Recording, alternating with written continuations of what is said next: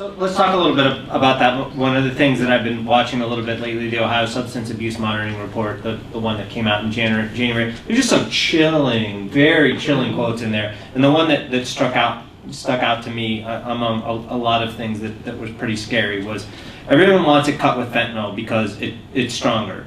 And it's better dope, and it's mixed with carfentanil. If somebody overdoses and dies, heroin users want to provide that dope because it was obviously good. If somebody dies off of this stuff, everybody's going to flock to it. How that user went on to say essentially that, hey, I've been revived 5-6 times because they know that Narcan's out there. How do we find ways to break this cycle? How do we find ways to stop the ever cheaper heroin, the ever more increasingly powerful heroin with fentanyl and carfentanil, and then how do we start to get the kind of interventions that you're talking about here? I'll suggest there's a couple things at play. There's actually many things at play. I think first and foremost, we have a really warped understanding of drugs, drug use.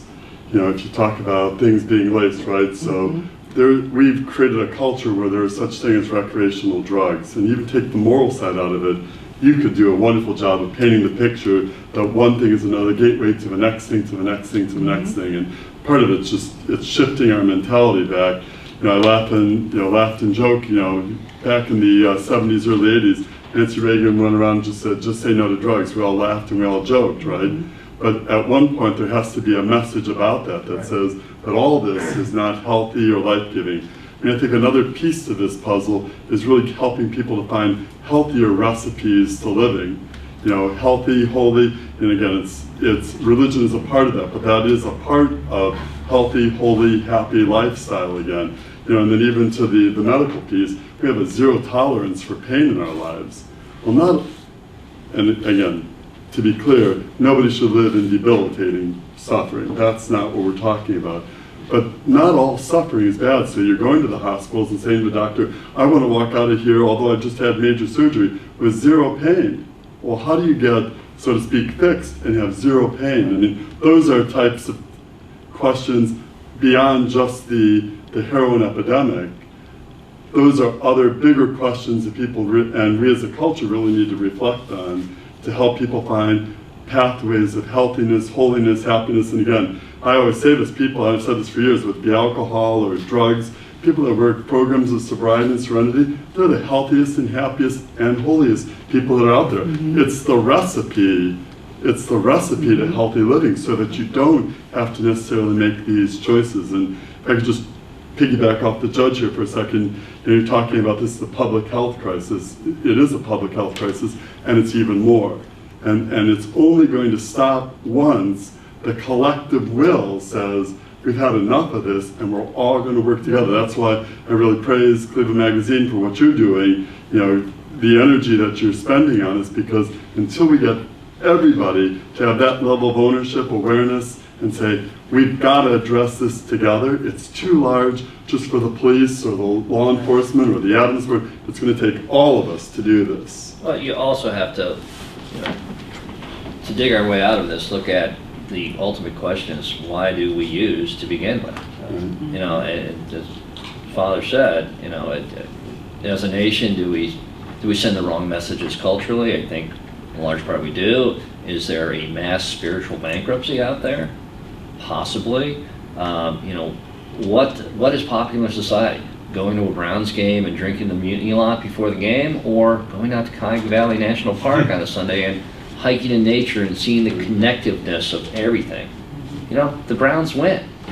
Well, sometimes. Eventually. But, the judge really is a man of hope, right? So, you know, we're in the midst of the war right now, but it boggles my mind. People keep coming to this. You know, young people who feel invincible, who have, you know, poorly formed frontal lobes or not fully developed frontal lobes. You know, everybody knows heroin kills, or should know, but still, you know, you're a teenager, you're at a party, somebody gives you something to snort, you think, hey, one time. You know, one time's too many. So examining the, we live in a very wealthy country, and a lot of people use the recreationally because, frankly, at the start, drugs are fun. They make you feel good, and then they own you, and then it's a nightmare. So we have to examine the origins of our use.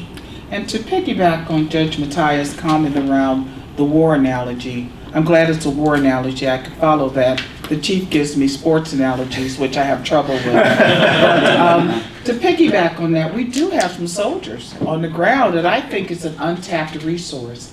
And as we talk about the sober living environments, where the birth, if you will, of support groups, AA, NA, CA, Cuyahoga County has HA. There are individuals who have long history, long-term sobriety that can now be certified by the Department of Mental Health and Addiction Services, who are strong in their recovery. So my idea is let's plant some of those recovery coaches, if you will, in an emergency room for that person who is revived for the 9th time to be there by the bedside to say, let me talk to you about recovery. Will it work? We don't know until we try, but we talked the other day about the importance of including our hospitals in this public conversation. Right. And we really have to do that. So that's just, in my mind, a relatively affordable resource that's untapped. That's a great idea. That is just a fantastic idea.